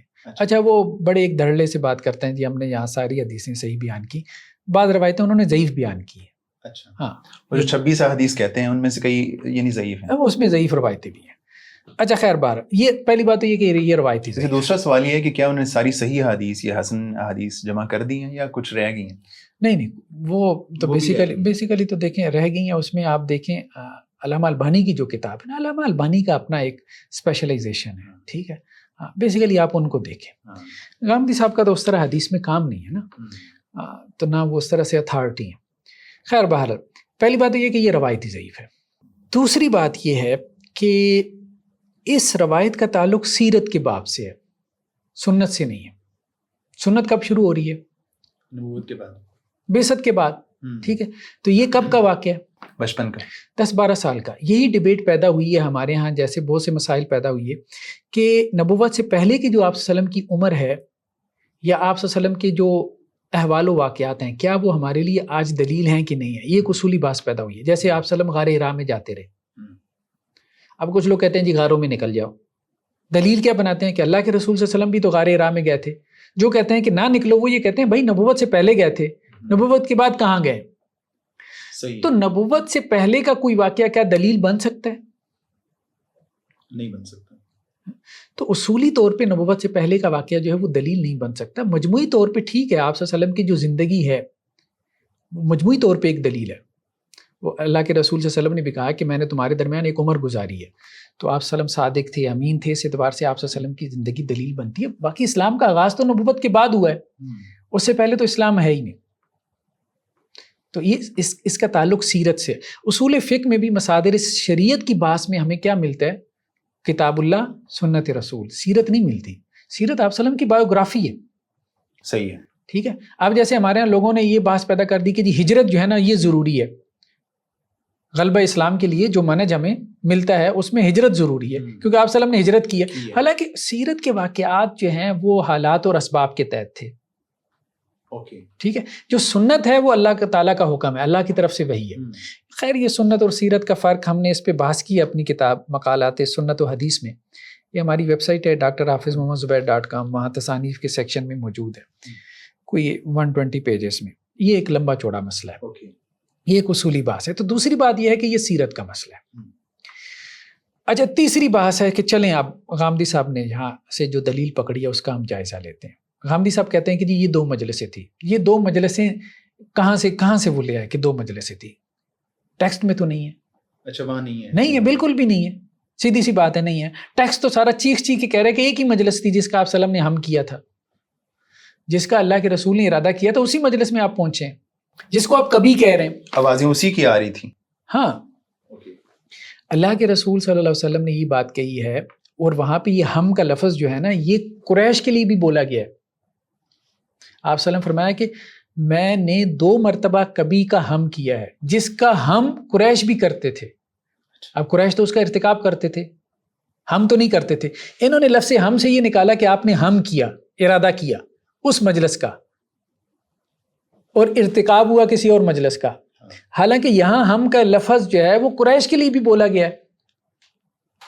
تو قریش تو ارادہ نہیں کرتے تھے، قریش تو اس ارادے کے بعد اس کو پریکٹس بھی کرتے تھے، عمل بھی کرتے تھے۔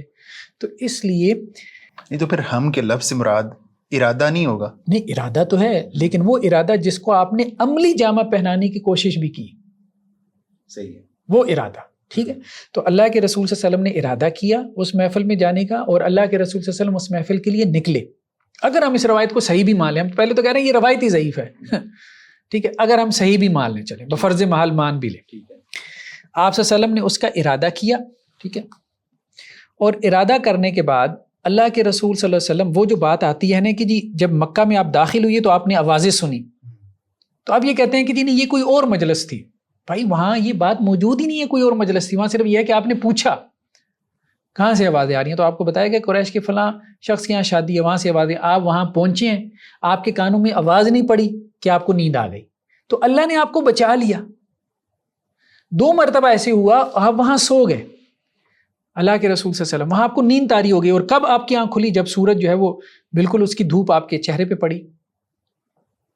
یعنی یہ والی جو حدیث یا دلیل ہے یہ تو صریح طور پہ ان کے خلاف بنتی ہے، ان کے خلاف کہ اللہ کے رسول صلی اللہ علیہ وسلم یہ کہہ رہے ہیں کہ میں نے ارادہ کیا ہے لیکن اللہ نے مجھے بچا لیا اس سے، اس کبھی فعل سے اللہ نے مجھے بچا لیا۔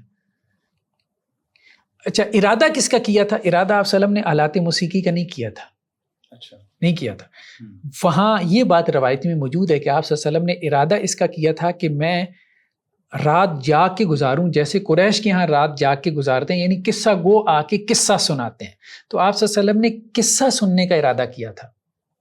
اچھا، یہ کہہ رہے ہیں کہ جی ارادہ جو ہے نا وہ آپ صلی اللہ علیہ وسلم نے کیا کسی بہت ہی کبھی فعل کا جو موسیقی سے بھی زیادہ کبھی تھا۔ آپ بات سمجھ رہے ہیں؟ یہ کس چیز کی نسبت کر رہے ہیں؟ اللہ کے رسول صلی اللہ علیہ وسلم کی طرف۔ لیکن وہ قصہ گوئی کا ہی تذکرہ کرتے ہیں نا، وہ قصہ گوئی تو ان کے ہاں بھی ناجائز نہیں ہے، پھر وہ یہ کیوں کہہ رہے ہیں کہ اس موسیقی کی وجہ سے ان کو اس حرام سے بچا لیا گیا؟ وہ قصہ گوئی کون سا حرام کام تھی یعنی موسیقی سے بھی بڑھ کے، جس کی وجہ سے آپ اس سے بچ گئے؟ یعنی میں بھی وہ قصہ گوئی جو ہے اس میں شرک کی بات ہو یا اس میں فحاشی کی بات ہو، وہ شرک کی بات تو یہاں اس میں بھی ہو سکتی تھی، موسیقی میں بھی ہو سکتی تھی، تو وہ تو خود ہی کہہ رہے ہیں کہ قصہ گوئی تو کوئی مطلق طور پہ حرام ہے ہی نہیں، ان کے نزدیک تو دونوں چیزیں برابر ہیں، تو وہ کس بنیاد پہ یہ کہہ رہے ہیں؟ تو اصل میں وہ یہ کہنا چاہ رہے ہیں کہ جس طرح عام نوجوان جو ہے وہ رات گزارتے تھے تو آپ صلی اللہ علیہ وسلم اس طرح سے رات گزاریں، یہ مراد نہیں ہے۔ اللہ کے رسول صلی اللہ علیہ وسلم نے جس چیز کا ارادہ کیا وہ یہ تھا کہ قصہ گو آتے تھے، تو آپ صلی اللہ علیہ وسلم نے ارادہ کیا کہ میں قصہ سنوں، یہ بھی اس وقت جب آپ کی عمر لڑکپن کی عمر تھی۔ یہ تو پھر جو آوازیں آ رہی تھیں، لیکن آپ صلی اللہ علیہ وسلم جب وہاں نیچے اترے ہیں اور آپ صلی اللہ علیہ وسلم نے آوازیں سنی ہیں تو آپ کو بتایا کہ فلاں جگہ شادی ہے، تو وہاں قصہ گو نہیں تھے بلکہ وہاں محفل موسیقی تھی، تو اس لیے آپ صلی اللہ علیہ وسلم نے قصہ گوئی سننے کو بھی کبھی سے تعبیر کیا، یعنی ارادہ آپ نے اس کا کیا تھا قصہ گوئی کا۔ قرآن کے اوپر وہ یہی تو اعتراض کرتے تھے کہ اساطیر الاولین، ٹھیک ہے، تو نبی کے لیے تو اتنی بات بھی کبھی میں آ جاتی ہے، ٹھیک ہے، قصہ گو کا قصہ سننا نبی کے اعتبار سے، یعنی عام بندے کے اعتبار سے آپ کہہ سکتے ہیں کہ جی ٹھیک ہے کوئی حرج نہیں ہے، لیکن نبی کے اعتبار سے، ٹھیک ہے، تو وہ اس میں بھی کبھی میں آ جاتی ہے۔ تو آپ صلی اللہ علیہ وسلم جب وہاں پہنچے ہیں تو وہاں تو آلات موسیقی چل رہے تھے، تو آپ کو فوراً نیند آ گئی، یعنی اللہ تعالیٰ نے آپ کو بچا لیا۔ تو آپ صلی اللہ علیہ وسلم نے اس پہ اپنے دوست کو کہا کہ، اور اس پہ اللہ کے رسول صلی اللہ علیہ وسلم نے پھر جو ہے وہ اللہ کا شکر ادا کیا کہ اللہ تعالیٰ نے جو ہے وہ آپ کو بچا لیا، اس سے بھی بچا۔ نہیں تو جہاں سے آلات موسیقی کی آواز آ رہی تھی تو قصہ گوئی بھی یہیں پہ ہونا تھی، اور اللہ کے رسول کا قصد بھی یہی تھا۔ نہیں، مسئلہ یہ ہے کہ آپ کو تو یہ کہاں پتا تھا کہ یہ یہاں پہ ہونی تھی؟ یہ بات روایت میں تو نہیں ہے، یہ تو یہ ہے کہ آپ صلی اللہ علیہ وسلم کو معلوم ہوا کہ کوئی محفل ہے، کوئی شادی کی مجلس ہے، اور شادی کی مجلسوں پہ ایسا ہوتا تھا جیسے ہمیں آج کل پتہ ہے کہ شادی کی مجلسوں پہ کیا ہوتا ہے، یا ہم جب چھوٹے ہوتے تھے تو ہمیں پتہ ہوتا تھا کہ بھائی شادی کی مجالس میں کیا ہوتا تھا، ٹھیک ہے، قصہ گو آ کے قصے سناتے تھے یا اور اس طرح سے۔ یعنی یہ والی جو مجلس تھی یہ کوئی اور مجلس نہیں تھی، وہی مجلس تھی جس کا آپ نے قصد کیا تھا، لیکن آپ کا قصد تھا قصہ گو کا قصہ سننے کا، وہاں ساتھ میں آلات موسیقی بھی تھے، آپ صلی اللہ علیہ وسلم وہاں پہنچے نہیں ہیں، کچھ سنا نہیں ہے کہ آپ کے اوپر نیند طاری ہو گئی، اللہ تعالیٰ نے آپ کو اس سے محفوظ رکھا، اور اس پہ اللہ کے رسول صلی اللہ علیہ وسلم نے اپنا شکر ادا کیا۔ تو یہ تو ان کے خلاف دلیل بن رہی ہے، یہ بات اصل میں ہم یہ اگر یعنی اس روایت کو ہم صحیح مان لیں تو صحیح مان۔ اسی طرح ایک اور روایت بھی انہوں نے بیان کی جو کہ ضعیف ہے، حضرت کعب بن زہیر جو ہے بڑے شعراء میں سے ہیں، تو انہوں نے قصیدہ کہا تھا اللہ کے رسول صلی اللہ علیہ وسلم کی شان میں، کافی معروف ہے. اس کے شروع میں تشبیب ہے. تشبیب کہتے ہیں کہ جی اپنی ایک خیالاتی محبوبہ جو ہے اس کی تعریف میں، توصیف میں جو ہے وہ مبالغہ کرنا. ٹھیک ہے. اچھا یہ روایت بھی ضعیف ہے. یہ روایت بھی ضعیف. ٹھیک ہے، وہ بات ٹھیک ہے. اگر آپ سیرت کی بات کرتے ہیں تو ہم بھی کہتے ہیں بھئی سیرت میں ضعیف روایتیں بیان کرنے میں کوئی حرج نہیں. لیکن جب ہم یہ بات کرتے ہیں کہ سیرت میں ضعیف روایتیں بیان کرنے میں کوئی حرج نہیں، تو ہم یہ کہتے ہیں کہ بھئی اللہ کے رسول صلی اللہ علیہ وسلم کی زندگی ہے تو آپ اس کو بطور ایک بایوگرافی کے، آپ صلی اللہ علیہ وسلم کی سوانے کے طور پہ آپ اس کا مطالعہ کر رہے ہیں. آپ اس سے شریعت نہیں اخذ کر رہے، حلال و حرام نہیں اخذ کر رہے. تو اس لیے ہم کہہ رہے ہیں کہ اس میں ہمارے ہاں اہل علم نے یہ بحث پیدا کی ہے کہ جی چلیں سیرت میں ضعیف روایتیں بھی چل جاتی ہیں. بعض اہل علم نے یہ بحث کی ہے، بعض نے سختی بھی کی ہے. ٹھیک ہے. ہاں لیکن جب آپ یہ بات کریں گے کہ آپ نے سیرت کے اس واقعے سے استدلال کرنا ہے تو پھر ہم کہیں گے کہ نہیں، اب اس کو حدیث کے کرائٹیریا پہ لے کے آئے جب آپ نے استدلال کرنا ہے. صحیح. ہاں ورنہ سیرت کے طور پہ آپ اس کو چلا لیں. تو یہ روایت بھی جو ہے وہ، ہم یہ نہیں کہہ رہے کہ کعب بن زہیر کا جو قصیدہ ہے وہ گھڑا ہوا ہے. ظاہری بات ہے، مطلب اتنی اعلیٰ شاعری گھڑی تو نہیں جا سکتی. کہنے کا مقصد یہ ہے کہ وہ قصیدہ انہوں نے رسول اللہ صلی اللہ علیہ وسلم کی موجودگی میں پڑھا اور آپ صلی اللہ علیہ وسلم اس پہ خاموش رہے. یعنی آپ کی تقریر اور تصویب ہوئی کہ نہیں ہوئی، یہ بات جو ہے صحیح سند سے ثابت نہیں ہے. باقی انہوں نے قصیدہ کہا ہے، ٹھیک ہے، کہا ہے، یہ بات ہے. اچھا ایک اور جو قسم کی روایتیں جو انہوں نے بیان کی ہیں غامدی صاحب نے، جن کا تعلق جو ہے وہ دف سے. اچھا یہ کافی ساری روایتیں ہم سب کو ذرا سمیٹنے کی انہوں نے جو کوشش کر رہے ہیں. 26 روایات کا تذکرہ کیا تو آپ ون بائی ون سب کو نہیں لے رہے. اس میں مجموعی طور پہ کچھ ایسی ہیں کہ مطلب وہ 5-7 روایتیں ایک ہی موضوع پہ ہوتی ہیں. جیسے کافی ساری گھنٹی سے متعلق تھیں، کافی ساری دف سے متعلق ہیں، بس اس طرح سے. تو آپ صاحب مطلب جو آپ دف کا تذکرہ کر رہے ہیں تو اس میں مطلب بہت ساری روایات ہیں. مطلب جس طرح ہم نے پہلے بھی تذکرہ کیا کہ وہ اللہ کے رسول نے فرمایا کہ گانے والیاں ساتھ نہیں بھیجیں، یا جو ہے بعض روایات میں یہ ہے کہ مسجد میں وہ جو ہے وہ گا بجا رہے تھے، جو کچھ مرد حضرات تھے یا کچھ خواتین تھیں. اس کے علاوہ حضرت عائشہ رضی اللہ تعالیٰ عنہ کے سامنے بھی بعض خواتین نے جو ہے وہ دف بجائی یا گانا بجانا کیا.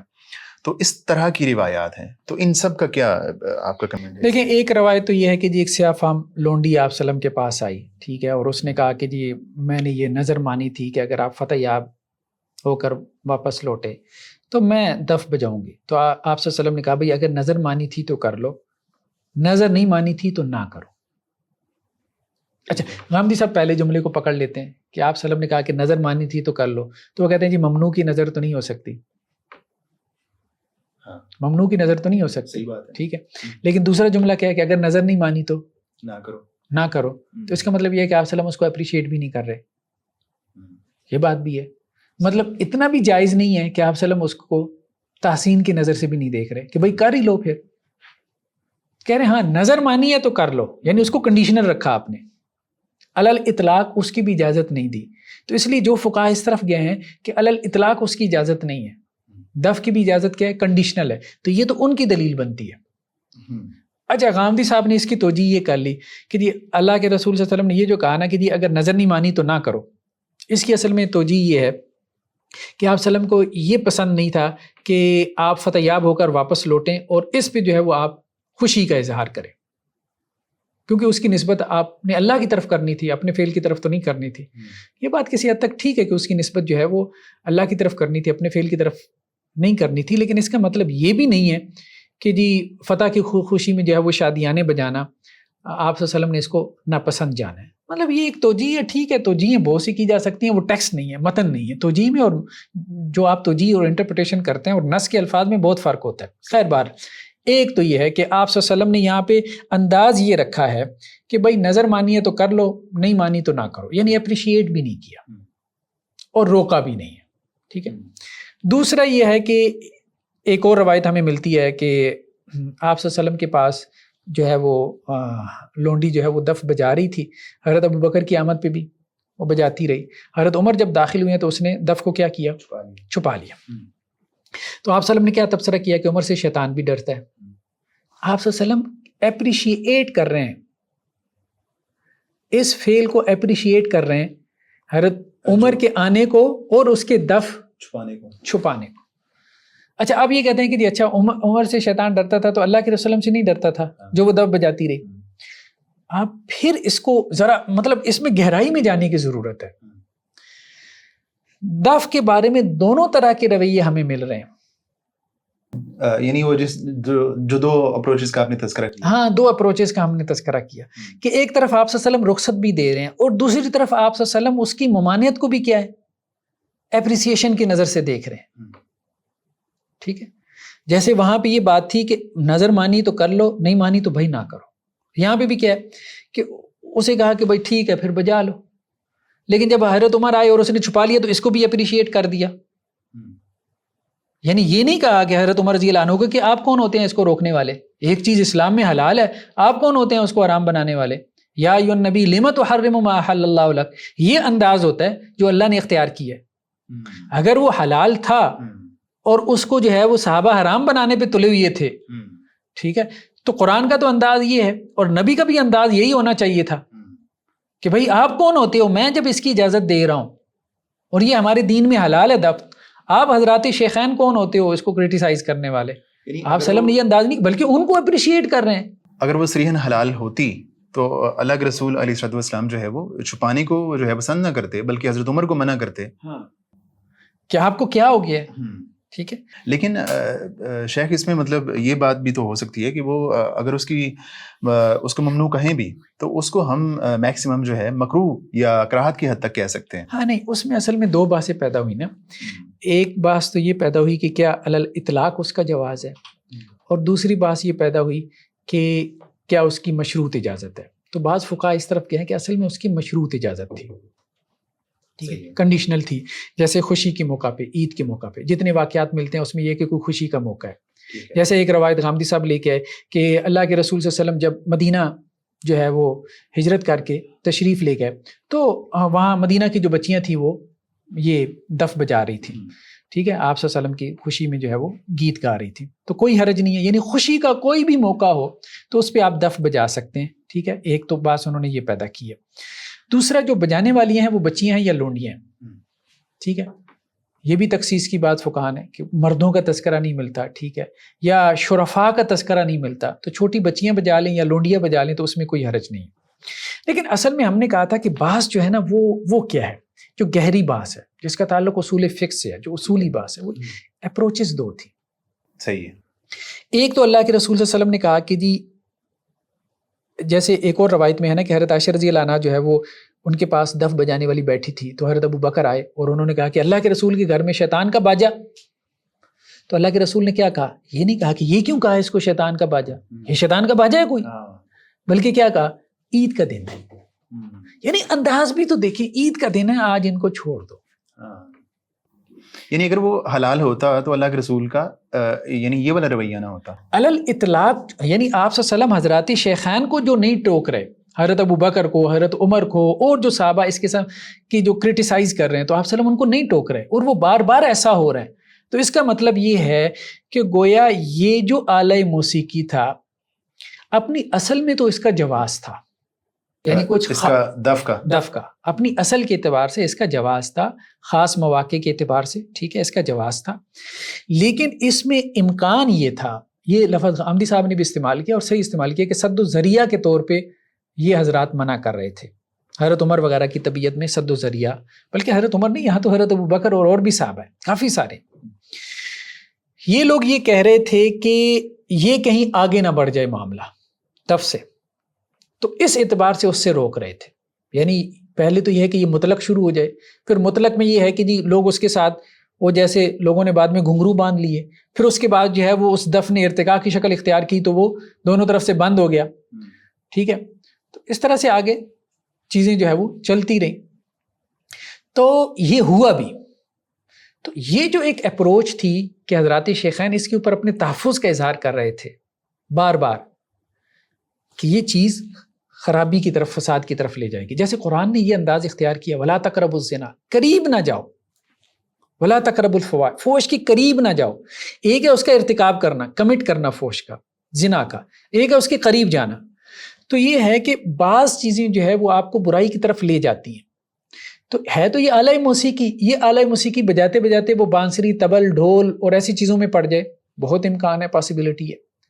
تو سد و ذریعہ کے طور پہ اس سے بھی منع کرنا، تو یہ ایک اپروچ تھی جو حضرات شیخین کی تھی. لیکن اگر یعنی وہ آلات موسیقی جو دف ہے، وہ جو دیگر آلات ہیں ان کی طرف وہ چیز چلے جانی تھی، تو پھر نبی کریم صلی اللہ علیہ وسلم کی بھی اپروچ وہی ہونی چاہیے تھی جو کہ حضرات شیخین کی اپروچ تھی. ایک تو یہ تھا، آپ یوں سمجھ لیں کہ اللہ کے رسول صلی اللہ علیہ وسلم کہہ رہے ہیں کہ میں موجود ہوں، ٹھیک ہے، میری موجودگی میں جتنا کچھ ہو رہا ہے نا یہ الاؤڈ ہے، اور اتنا ہی الاؤڈ، اتنا ہی الاؤڈ ہے، ٹھیک ہے، اس میں کوئی حرج نہیں ہے. حضرات شیخین یہ کہہ رہے ہیں کہ آپ جب نہیں ہوں گے تو یہ بڑھ جائے گا، تو آپ صلی اللہ علیہ وسلم کہہ رہے ہیں کہ یہ بات ٹھیک ہے، ان کو منع نہیں کر رہے. آپ بار بار دیکھ رہے ہیں ان کو منع نہیں کر رہے. اس کے اوپر شیطان کے باجے کا لفظ کا اطلاق ہو رہا ہے اور اس قسم کے الفاظ کا اطلاق ہو رہا ہے کہ بالآخر اس نے وہاں پہ چلا جانا ہے. تو دیکھیں دو اپروچز ہیں، ہم نے شروع میں بات کی تھی، ایک نبوی اپروچ ہے، دونوں اپروچز کو آپ صلی اللہ علیہ وسلم نے برقرار رکھا. یعنی اہم بات یہ ہے کہ آپ صلی اللہ علیہ وسلم نے حضرات شیخین کی جو اپروچ تھی، جو سوچ تھی، جو جسے وہ آج فقہا کی سوچ کہتے ہیں، اس اپروچ اور سوچ کو اللہ کے رسول صلی اللہ علیہ وسلم کی تقریر اور تصویب حاصل ہے، یعنی وہ سنت کا درجہ اختیار کر گئی ہے. وہ سوچ، وہ طرز فکر جس میں تحفظ اور انسیکیورٹی ہے کہ یہ معاملہ کہیں ہاتھ سے نکل نہ جائے اور منکرات تک نہ پہنچ جائے. آپ صلی اللہ علیہ وسلم نے اس کو کنڈیم نہیں کیا، ٹھیک ہے، بہت ساری جگہوں پہ اس کی تحسین کی ہے، اس اپروچ کی تحسین کی جو بعد میں فقہا کی اپروچ بنی ہے. تو یہ بیسیکلی جو ہے. اسی طرح ایک اور روایت وہ لے کے آئے ہیں کہ حضرت عائشہ رضی اللہ عنہا ایک دلہن کی رخصتی کے موقع پہ جو ایک انصاری کے ہاں ہوئی تھی، تو آپ صلی اللہ علیہ وسلم نے حضرت عائشہ سے کہا تھا کہ کیا آپ نے لہو کا بندوبست نہیں کیا؟ انصار لہو کو پسند کرتے ہیں، بعض روایتوں میں کوئی گانے والا بھی بھیجا ہے. تو اب یہاں پہ غنا کے لفظ ہیں، ایون کہ مغنیہ بھی کیا ہے، گانا، گانے میں ممانعت نہیں ہے، ہم نے پہلے بات کر دی تھی. گانا کیا ہے؟ حسن صوت ہے، خوبصورت آواز میں شاعری کو پڑھ دینا، کوئی حرج نہیں ہے. اچھا، اس میں بعض روایتوں میں یہ الفاظ بھی ہیں کہ کیا گائیں گی، ہم آئے ہم آئے.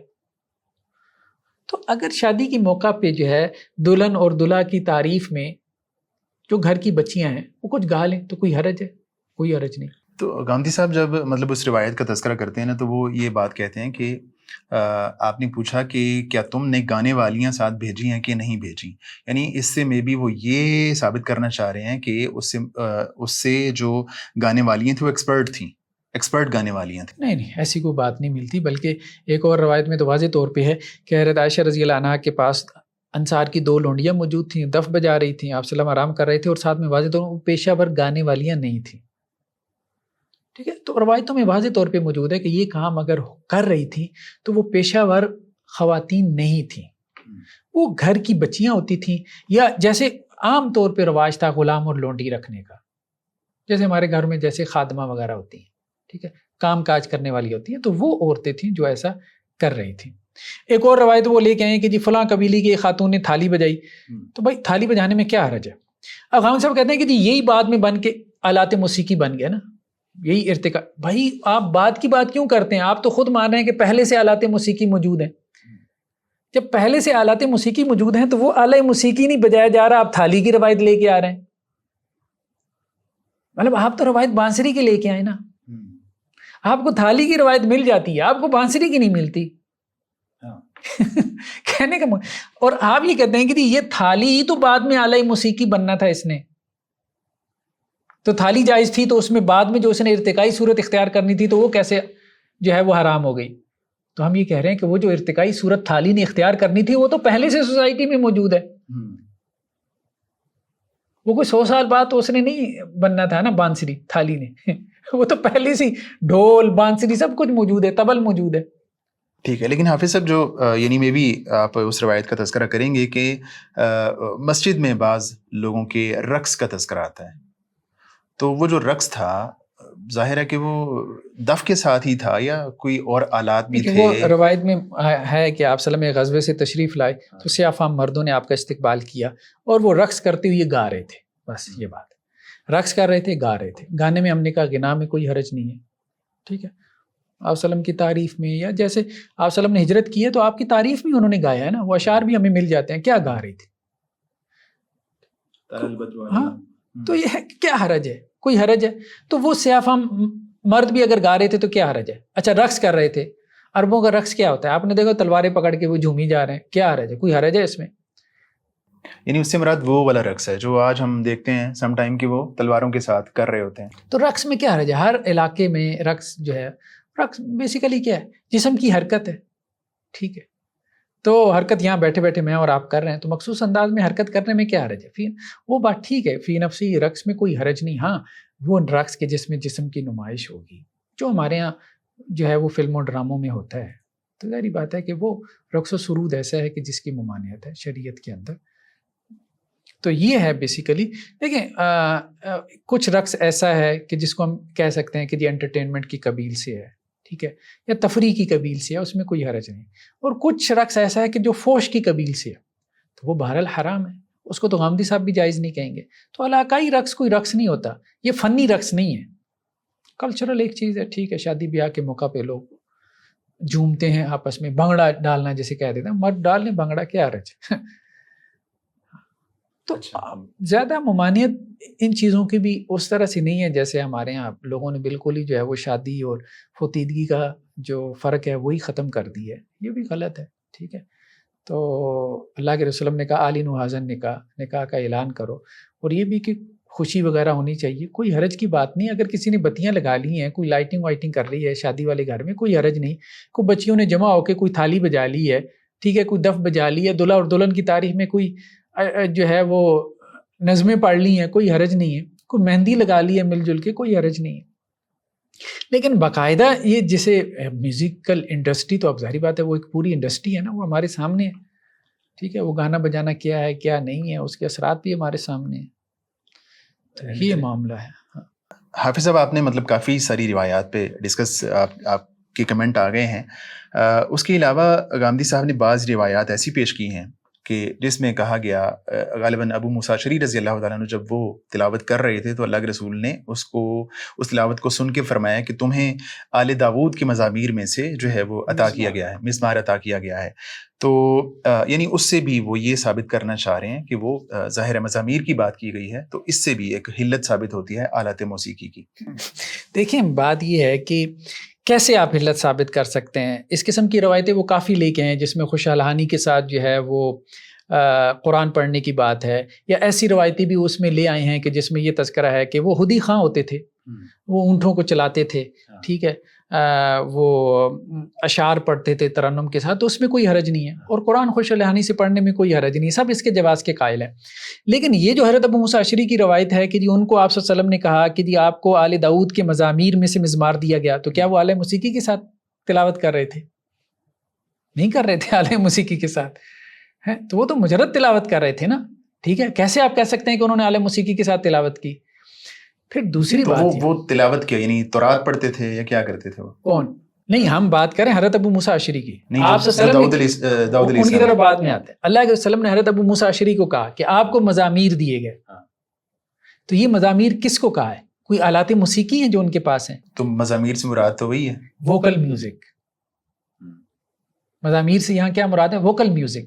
یعنی آپ کی آواز اتنی خوبصورت ہے کہ وہ مزمار کی طرح کی خوبصورت ہے قرآن پڑھتے ہوئے. تو یہاں زبان کو مزمار کہا گیا. زبان بھی ایک آلہ ہے نا، میوزک کا ایک آلہ ہے، انسٹرومنٹ ہے، ٹھیک ہے. تو وہ اپنی زبان سے قرآن خوش الحانی سے پڑھ رہے تھے، تو اس کو کہا گیا کہ آپ کو آل داؤد کے مزامیر میں سے مزمار دیا گیا. تو گویا ووکل میوزک کے اوپر بھی اس کا اطلاق ہو جاتا ہے، خوبصورتی اور خوش الحانی کے اوپر بھی مزامیر کا اطلاق ہو جاتا ہے، ٹھیک ہے. تو آپ صلی اللہ علیہ وسلم نے اس معنی میں لیا. پھر آپ صلی اللہ علیہ وسلم اگر صحابہ کو ترغیب دے رہے ہیں خوش الحانی سے قرآن پڑھنے کی، تو خود نہیں پڑھیں گے؟ خود بھی پڑھیں گے. تو آپ صلی اللہ علیہ وسلم حضرت داؤد علیہ السلام کی خود اتباع نہیں کریں گے تو خود بھی کریں گے. تو آپ صلی اللہ علیہ وسلم نے کون سے جو ہے وہ میوزیکل انسٹرومنٹس کے ساتھ قرآن پڑھا؟ آپ صلی اللہ علیہ وسلم نے کون سا پڑھا؟ یا اس کے بعد امت کی تاریخ میں دکھا دیں کہیں کبھی کسی میوزیکل انسٹرومنٹس کے ساتھ قرآن پڑھا گیا ہو. سب نے اس سے کیا مراد لیا؟ مزامیر سے، ٹھیک ہے، مجازی معنی میں. بلکہ آج کل تو یہ بھی ڈیبیٹ چل رہی ہے نا اسکالرز کے ہاں کہ جو موسیقی کی طرز پہ قرآن پڑھنا جائز ہے یا نہیں ہے. دیکھیں اس میں ایک چیز میں کہتا ہوں، اس پہ میں نے کچھ لکھا بھی ہے کہ یہ جو مقامات ہیں نا اس میں کوئی حرج نہیں ہے. ہمارے یہاں کچھ علماء اس کے عدم جواز کی طرف چلے گئے ہیں. آپ دیکھیں مقام صبا کے اندر پڑھیں، ٹھیک ہے، آپ سیکا کے اندر پڑھیں، آپ بیات کے اندر پڑھیں، ٹھیک ہے، آپ نہاون کے اندر پڑھیں، ٹھیک ہے، آپ اور مقام حجاز کے اندر پڑھیں، یہ 6 ہیں 7 ہیں 8 ہیں جتنے بھی مقامات ہیں. جیسے انہوں نے وہاں پہ اہل موسیقی نے کیا کیا، انہوں نے سر نکال لی، انہوں نے کہا جی یہ فریکوینسیز ہیں، ٹھیک ہے، جہاں سے سر پیدا ہو رہا ہے. تو اسی طرح جب آپ قرآن خوش الہانی سے پڑھتے ہیں تو کچھ فریکوینسیز ایسی ہیں کہ جہاں جو ایک سر پیدا ہوتی ہے وہ کبھی آپ کے اندر سرور پیدا کرتی ہے، اور کبھی وہ سر آپ کے اندر جو ہے وہ ایک غم کی کیفیت پیدا کرتی ہے، ٹھیک ہے. تو اب وہ کیا کرتے ہیں، اب مصریوں نے اس پہ بہت زیادہ توجہ دیا، انہوں نے اپنی زندگیاں لگائی ہیں اس کے اوپر. اب جیسے صدیق المنشاوی کو آپ سنیں، مطلب ان کے مقامات جو ہیں، ٹھیک ہے، اور اسی طرح سے جو ہے وہ شیخ اسماعیل کو سنیں آپ، بہت خوبصورت انہوں نے وہ مقامات میں پڑھا. تو ان مقامات کو اگر آپ کہہ دیں کہ جی یہ مزامیر ہیں تو اس معنی میں ٹھیک ہے، یہ بھی ایک خاص قسم کی فریکوینسی ہے، جس فریکوینسی میں جا کے جو ہے وہ کہیں پہ کوئی غم کی آیات ہیں تو غم پیدا کرتے ہیں اس مقام میں پڑھ کے. کچھ مقام ایسے ہیں کہ جو غم کی کیفیت پیدا کرتے ہیں، کچھ ایسے ہیں جو آپ کے اندر سرور اور خوشی کی کیفیت پیدا کرتے ہیں. تو آپ یہ باقاعدہ، تو بیسیکلی یہ مراد تھے اصل میں مزامیر سے. صحیح، آل داؤد کے مزامیر سے مراد یہی تھا، یہ مقامات تھے. تو یہ سر اور لے کی کیفیت جو ہے، اس سے مراد کو خاص آلات موسیقی کے ساتھ قرآن پڑھنا نہیں ہے. اور ویسے بھی یہ بات ہے کہ ہر بندہ جو ہم میں سے تلاوت کر رہا ہوتا ہے نا، کسی نہ کسی مقام میں کر رہا ہوتا ہے جو خوش الہانی کے ساتھ کر رہا ہے. ہاں، وہ آپ کہیں کہ آپ تکلف سے پڑھ لیں یا بغیر تکلف کے، آپ کسی نہ کسی مقام پہ ہی ہیں. جیسے موسیقی میں وہ کہتے ہیں نا کہیں نہ کہیں، جیسے شاعری میں اب آپ دیکھیں کہ انہوں نے علم عروض نکال لیا، انہوں نے کہا جی جو بھی شعر آپ کہیں گے اس سے باہر نہیں ہے، اس بحر سے باہر نہیں ہے. یہ 16 بحریں ہیں مثال کے طور پہ، اس سے باہر آپ کا شعر ہو ہی نہیں سکتا. اب کسی نے وہ بحریں سیکھ کے شعر کہا ہے یا کسی نے بغیر سیکھے شعر کہا ہے تو اس کا شعر اس سے باہر نہیں ہوگا. تو یہی معاملہ، بالکل یہی مقامات ہے. تو جہاں تک دوسری بات ہے اس کی ہدی خوانی کی، یعنی وہ تو اس کی حرمت کی کوئی مسئلہ ہی نہیں ہے. ہاں، ہدی خان جو ہے اونٹوں کو کیونکہ وہ چلانے آلات کے لیے، موسیقی کے ساتھ نہیں ہوتا تھا، آلات موسیقی کے بغیر ہوتا تھا، تو اس کی اس میں کوئی حرج کی بات نہیں ہے. تو حافظ صاحب اس کے علاوہ کوئی حدیث ہے جس پہ آپ جو ہے وہ نہیں، بس میرے خیال میں یہ تقریباً کوئی مجموعی طور پہ ہم نے جو ہے وہ ساری حدیثوں کو تقریباً ایڈریس کر لیا، کیونکہ بعض اوقات ایک ہی موضوع پہ کافی ساری حدیثیں تھیں تو انہوں نے تو فرداً اس کو ڈسکس کیا، ہم نے مجموعی طور پہ ڈسکس کر دیا. ٹھیک ہے. تو اگر ہم اس کو وائنڈ اپ کرنا چاہیں تو ہم یوں کہہ سکتے ہیں کہ جو ہے جو غامدی صاحب کے اصول خمسہ ہیں، اگر اس کا ترجمہ صحیح کیا جاتا اس آیت کا، سورہ اعراف کی آیت کا، تو اس سے بھی حرمت ثابت ہوتی. دوسرا انہوں نے کہا کہ جو ہے جو اسالیب ہیں اس میں جو اگر آپ کہتے ہیں کہ سری حرمت بیان ہونی چاہیے قرآن میں، تو وہ بھی جو ہے لہو الحدیث سے ثابت ہے. دوسرا انہوں نے یہ کہا کہ جو احادیث مبارکہ ہیں وہاں سے سری حرمت ثابت نہیں ہوتی بلکہ تحسین ہوتی ہے. تو وہاں بھی معاملہ یہی ہے کہ بعض احادیث کو اگر درست اینگل میں دیکھا جاتا یا اس کا درست ترجمہ کیا جاتا تو بالکل واضح اور سری جو ہے وہ حرمت آلات موسیقی کی موجود ہے. باقی غنا وغیرہ اس کا جواز ہے، ہدی خوانی جو ہے اس کا جواز ہے، یا خوش الہانی سے قرآن پڑھنا اس کا جواز ہے. تو یہ باسیں خواہ لانے کی ضرورت نہیں تھی. ایک نمبر حدیث کا بڑھا لیا انہوں نے کہ جی اتنی حدیثیں ہیں جو جواز پہ استدلال کر رہی ہیں، وہ باقی بھی اس سے اختلاف کاری نہیں رہے. اصل جو موضوع بحث ہے وہ تو آلات موسیقی کی حرمت کا ہے نا، باقی میں کوئی حرج نہیں. یعنی جو باقی حدیث ہیں اس کا اس سے براہ راست کوئی تعلق ہی نہیں ہے، نہ دف والی حدیثوں کا کوئی تعلق ہے، نہ ان کا جو ہے وہ جس میں مزامیر کا تذکرہ ہے وہ. تو بہت شکریہ آپ صاحب، اللہ تعالیٰ آپ کو جزائے خیر دے. ناظرین اکرام، یہ تھا آج کا پروگرام، اور اٹس اپ ٹو یو. آپ جو ہے غامدی صاحب کا جو اوپینین ہے، ان کا نیریٹو ہے، اس کو بھی آپ سن لیجئے. اور یہ جو پروگرام ہے ہمارا جو 4 ایپیسوڈ پہ مشتمل ہے، آپ اس کو بھی سن سکتے ہیں. اور اب جو ہے آپ کے اوپر ہے کہ آپ اس میں سے کیا موقف جو ہے وہ نکالنا چاہتے ہیں اس کی موسیقی کی حرمت کا یا حلت کا. اس کے حوالے سے جو چیزیں ایسی ہیں کہ جو جائز ہیں اور جن میں کوئی قباحت نہیں ہے، اس کا بھی حافظ صاحب نے تذکرہ کر دیا. اور آلات موسیقی کی جو مجموعی حرمت ہے اس پہ بھی ہم نے بات کر لی. دوبارہ آپ سے ملاقات ہوگی ایک نئے پروگرام کے ساتھ. اجازت دیجیے، اللہ حافظ.